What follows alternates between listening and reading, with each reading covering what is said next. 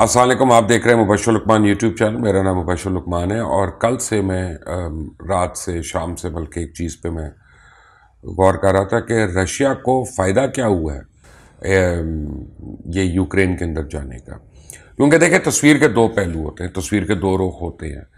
आप एक court room में जाते हैं, एक मुजरिम है या मुलजिम है, तो एक उसका डिफेंस काउंसिल है, एक उसका प्रोसिक्यूटिंग काउंसिल होता है। वो इधर से हर तरह के दलाइल दे रहे होते हैं कि जी ये मुजरिम है, और उधर से हर तरह के दलाइल आ रहे होते हैं कि जी ये मुजरिम नहीं है, इसके साथ नाइंसाफ़ी हो रही है या ज़्यादती हो रही है। तो बहरहाल दलाइल तो होते हैं और दोनों एविडेंस भी लाते हैं। तो ये रशिया जो प्यूटन में गया, हमें एक साइड तो पता है कि रशिया को बड़ा नुकसान होना है, माली बहरान आना है, इकोनॉमिक सैंक्शंस लग रही हैं उनके ऊपर हर तरफ से। तो दूसरी तरफ रशिया ने इसे अचीव क्या करना है बेसिकली। और मैं आपको बताऊं कि अगर आप दूसरी साइड पे बैठ के देखते हैं तो वो भी कोई छोटी अचीवमेंट्स नहीं है, वो भी काफ़ी बड़ी हैं। और इसका आप ये देखें कि अभी हम ये सोच रहे हैं कि जी अमेरिका ने जो सैंक्शंस लगाई हैं, पता नहीं $1 ट्रिलियन तक उसकी जो रीच है वो पहुंचेगी। यूरोपियन यूनियन उन पर लगा रहा है। जर्मनी ने अपने गैस के कॉन्ट्रैक्ट्स डिसकंटिन्यू कर दिए। ब्रिटेन ने एरोफ्लोट की फ़्लाइट्स को बैन कर दिया है। मैनचेस्टर यूनाइटेड ने उनकी स्पॉन्सरशिप्स जो हैं वो कैंसिल कर दी। ये तो शुरुआत है, तो आगे आगे हमें पता है कि और भी होना है। वो तो हमें पता है, लेकिन हमें दूसरी साइड नहीं पता, क्योंकि हम एक तरफ का मीडिया देख रहे हैं और ये मीडिया जो है ये हमें वही दिखा रहा है कि जो वो दिखाना चाहता है या जो उनका एक एंगल है। और यानी आप ये देखें कि जैसे सद्दाम हुसैन के ऊपर जब अटैक हुआ था तो CIA ने कितनी क्रेडिबल रिपोर्ट्स दी थी, और CNN भी, और जितने चैनल्स थे, खुद हमारे चैनल्स, सब ये कहते रहे कि सद्दाम ने वेपन्स ऑफ मैस डिस्ट्रक्शन बनाए हुए हैं। आज तक वो मैस डिस्ट्रक्शन के वेपन्स नहीं मिले। और बाद में जॉर्ज टेनन जो था CIA का डायरेक्टर, उसने कह दिया कि जी सॉरी, हमारी गलत इंटेलिजेंस थी, अल्लाह ला खैर सल्ला। यानी इतने हज़ार आदमियों को आपने मार दिया, पूरे कौम को तबाह कर दिया, मुल्क को तह तह कर दिया, और आप कहते हैं कि आई एम सॉरी।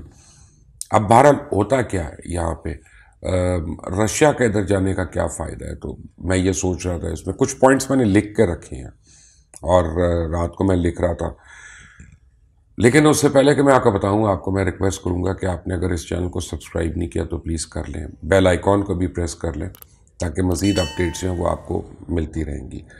देखें, रशिया जो यूक्रेन में गया, आप ये देखें कि हमें ये नज़र आ रहा है कि ये तारीख़ में दूसरी कौम है कि जो मर कर गिर कर फिर उठना शुरू हुई है। ज़्यादा कौमें नहीं हैं, मे भी 3 होंगी शायद ऐसी कौमें।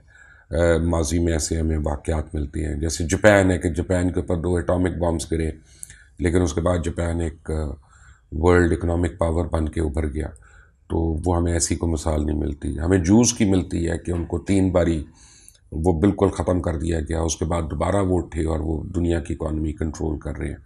यहाँ पर रशिया जो है, सोवियत यूनियन था, वो टुकड़े टुकड़े हो गया और छोटी छोटी रियासतें बन गई, सब उसका मजाक उड़ाने शुरू हो गए।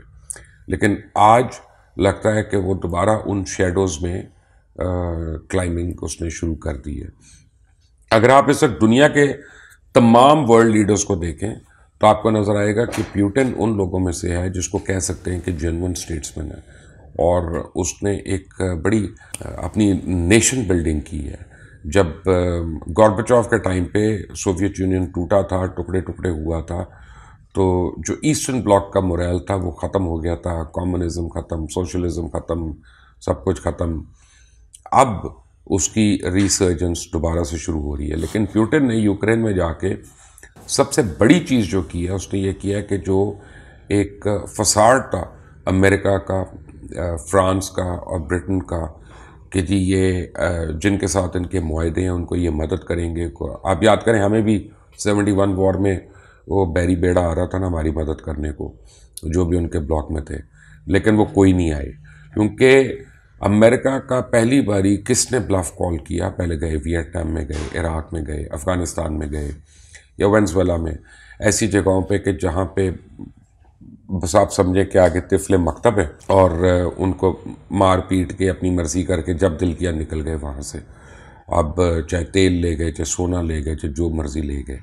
لیکن یہاں پہلی باری ان کا پالا جو ہے ایک نیوکلیر پاور سے پڑا، ایک ایسی سپر پاور سے پڑا ہے جو ماضی میں کبھی سپر پاور ضرور تھی، اور آج بھی وہ بالکل کوئی چھوٹا سا بچہ ملک نہیں ہے. وہ اپنی اس کی بڑی ڈیولپمنٹ ہے، اسپیشلی ڈیفنس انڈسٹری میں، ٹیکنالوجی میں، اسپائی وارفیئر میں رشیا بہت آگے ہے. اب کہا یہ جا رہا ہے کہ رشیا پچھلے 5-6 مہینے سے جو ہے پورے یورپ سے اپنے پیسے نکال رہا تھا، اور انہوں نے تقریباً کوئی 800-900 بلین ڈالر ٹوٹل جو ہے وہ نکال دیا ہوا ہے. اور اسی لیے پہلے پینما پیپرز بھی ہوا، پینڈورا پیپرز بھی ہوا، اور اب یہ کریڈٹ سوئس کا جو ہوا، کیونکہ بیسیکلی تھا یہ کہ وہاں پہ رشین منی یا ولادیمیر پیوٹن اور اس کے دوستوں کے اکاؤنٹس جو تھے ان کو سیز کرنا تھا، اور ان کے پیسے سیز کرنے تھے. تو وہ مجھے ایک بڑی کنفرمڈ اور کریڈیبل سورس نے سوئس بینکس کے اندر سے بتایا کہ جناب وہ تو بڑی دیر سے اپنے پیسے نکال رہے تھے، and they were ready for it. تو وہ والا تو ان کو امیجیٹلی نقصان نہیں ہونا، ان کے پاس ایک کافی کوشن ہے. دوسرا ہوا کیا کہ اب وہ ہر ملک جس نے امریکہ کے اوپر ریلائی کر رہا تھا کہ جی ہم نے ان سے وار پیک کیا ہوا ہے کہ یہ ہماری مدد کریں گے اگر ہم پر حملہ ہوا، تو وہ انہوں نے زبانی کلامی تو کی، وہ کہتے ہیں ویپنز لے لو، اور ہمارے سے 5 جہاز بھیج دیے ان کو. کل F-35 6 چلے گئے وہاں پہ. اس سے تو وہ جنگ نہیں لڑی جانی، اور اس سے تو وہ جنگ نہیں جیتی جانی ہے، اور وہ جنگ ڈیفینڈ بھی نہیں ہونی ہے. تو اور خود ہم نے اپنے ٹرپس نہیں بھیجنے اس میں، وہاں پہ خود ہم نے نہیں لڑنا. تو اب جتنے وہ ممالک ہیں جن کے یہ پیکٹس ہوئے ہوئے ہیں ان سپر پاورز کے ساتھ، وہ اس کو ریوزٹ کرنا شروع ہو جائیں گے. وہ گہری سوچ میں چلے جائیں گے کہ یار یہ کتنے کو ڈپینڈیبل ہیں اپنے ایلائز کے لیے یہاں پہ، جب ان کے اپنے مفاد آتے ہیں. اس کے بعد سب سے بڑی بات ہے کہ وہ تمام چھوٹے ممالک جو فینس پہ بیٹھے ہوئے، بارڈر لائن پہ بیٹھے ہوئے ہیں کہ ہم اس بلاک میں جائیں یا اس بلاک میں جائیں، یا جیسے ہم کہتے ہیں کہ ہم نیوٹرل ہیں. تو نیوٹرل تو کوئی نہیں ہوتا نا دنیا میں، آپ کے مفاد کہیں نہ کہیں پہ جڑے ہوتے ہیں. تو اب ان کے لیے یہ فیصلہ بڑا آسان ہو جائے گا، اور 6 مہینے یا 1 سال کے بعد، آج تو نہیں ہے لیکن 6 مہینے یا سال کے بعد یہ فیصلہ بڑا آسان ہو جائے گا کہ ہم اس بلاک میں ہم نے کو ایگزسٹ کرنا ہے یا اس بلاک میں ہم نے سروائیو کرنا ہے. تو نیٹو جو ہے، نیٹو ایکسپوز ہو رہا ہے اس میں. اب دیکھیں نیٹو میں ساری ویسٹرن پاورز ہیں، صرف ایک ایسٹرن کنٹری ہے، وہ ٹرکی ہے، اردگان. تو اب ٹرکی جو ہے اس کے علاوہ کوئی بھی نہیں ہے وہاں پہ. تو جتنی ایسٹ کی کنٹریز ہیں وہ اپنے آپ کو اپنی جو ڈیفنس اسٹریٹجی ہے ساری اس کو ریوزٹ کریں گی. تو اس کی وجہ سے 2 چیزیں ہوں گی. ایک تو امریکہ کا بلف کال کیا اس نے، یہاں پہ نیٹو کا اس نے بلف کال کیا، نیٹو کے اندر اس نے ایک درار ڈال دی. وہ ہمارے ایک دوست ہیں ایئر کاموڈور صفدر صاحب، جب وہ برج کھیلتے ہیں نا تو وہ پارٹ گیم بناتے ہیں تو کہتے ہیں 40 دا خنجر پات تھا، 60 دا خنجر پات تھا. تو یہ اس نے actually in the words of Safdar صاحب اس نے یہ خنجر ایک ڈالا ہے، اور یہ ایک پارٹ گیم آپ سمجھے اگر آپ برج کھیلتے ہیں تو یہ ایک پارٹ گیم ہے. ابھی سیکنڈ پارٹ تو اس کا انفولڈ ہونا ہے. اب رشیا کو کیا فائدہ ہوگا وہ میں نے لکھا ہے کہ مثلا سب سے پہلے تو رشین ویپنز کی مارکیٹ جو ہے وہ بہت بڑھے گی، کیونکہ ہر ایک امریکن ویپنز خرید نہیں سکتا، ان کی کاسٹ فیکٹر ہے، ان کی پرائس ہے. لیکن رشین ٹیکنالوجی اور ویپنز جو ہیں وہ بھی کم نہیں ہیں. پھر جو میں نے آپ کو کہا کہ جو فینس پہ نیشنز ہیں ان کا جو کانفیڈنس ہے نا وہ اب شیٹر ہو گیا، اور وہ کیلکولیٹڈ مووز کریں گے کہ ہم نے اس سائڈ پہ ہونا ہے یا ہم نے اس سائڈ پہ ہونا ہے. اس کے بعد کیا کہتے ہیں کہ US ڈالر جو ہے ایونچولی اس کو ہٹ ہونی ہے. اگر پورا ایسٹرن بلاک جو ہے وہ ڈفرینٹ کرنسی میں آ کے ڈیل کرنا شروع ہو جاتا ہے یا بارٹر شروع کر دیتا ہے تو آبویسلی ڈالر کی ڈیمانڈ جو ہے وہ کافی گرے گی مارکیٹ میں. اور رشیا اگر آج کہتا ہے کہ ہم نے گیس اپنی جو ہے ڈالر میں نہیں دینی ہے، ہم نے یوان میں دینی ہے، یا ہم نے روبل میں دینی ہے، یا ہم نے درم میں دینی ہے، ہم نے ریال میں دینی ہے، تو سڈنلی ایک نیا چیلنج جو ہے گلوبل اکنامک چیلنج وہ ایمرج کر جائے گا.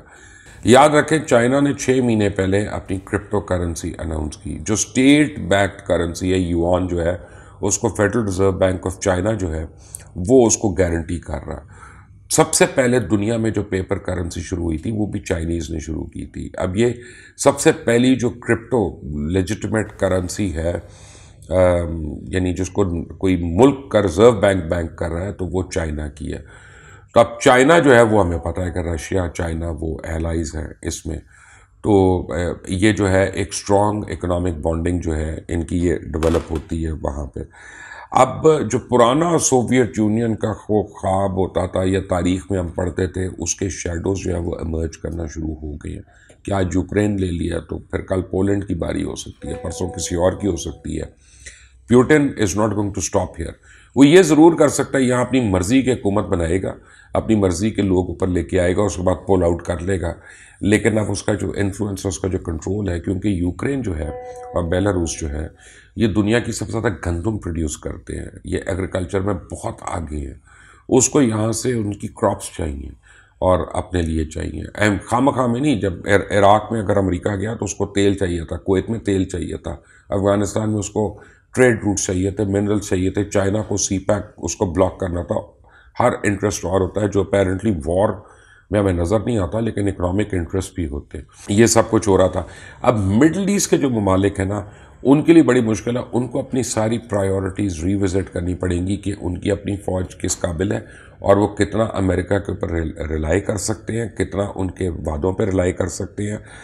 تو یہ سارا جو ہے نا، اب لوگ اور یہ ممالک جو ہیں یہ انڈیپینڈنٹلی سوچنا شروع ہو جائیں گے. لیکن سب سے بڑا جو پرابلم اس میں ہوگا نا، ابھی میری اپنی جو پرسنل فیلنگ ہے وہ یہ کہ تھوڑے دنوں میں ہم دیکھیں گے کہ چائنا جو ہے وہ تائیوان کے اوپر آئے گا اور وہ اس کو کلیم کرے گا، اور وہ اسی طرح جو ساؤتھ چائنا سی کے اندر جو اسکرمشز ہو رہی ہیں یہ وہ ان کو آ کے سیٹل کرے گا.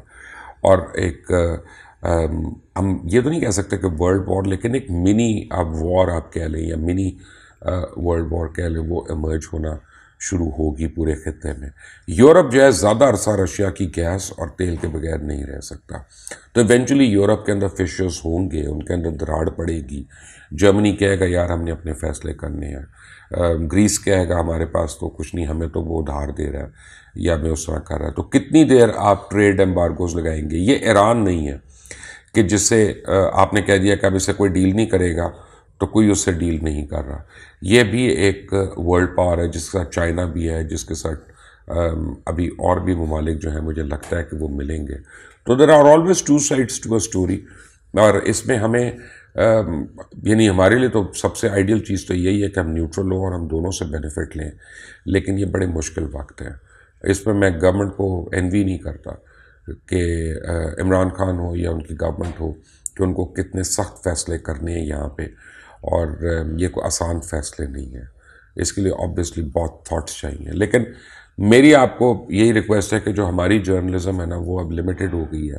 میں کل بھی کچھ بچوں کو بتا رہا تھا کہ ہی سیڈ شی سیڈ، انہوں نے یہ کہا آپ کیا کہتے ہیں، انہوں نے یہ کہہ دیا تو آپ کیا کہتے ہیں.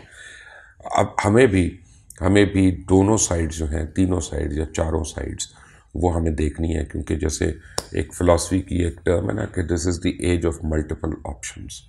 تو یہاں پہ ہر ایک وقت میں کئی آپشنز جو ہیں وہ بھی صحیح ہو سکتے ہیں اور سب کے سب غلط بھی ہو سکتے ہیں. تو انٹرسٹنگ ٹائمز اہیڈ، بڑا مشکل وقت آ رہا ہے آگے. اللہ تعالیٰ ہم سب کی اور تمام لوگوں کی خیر کرے. آمین.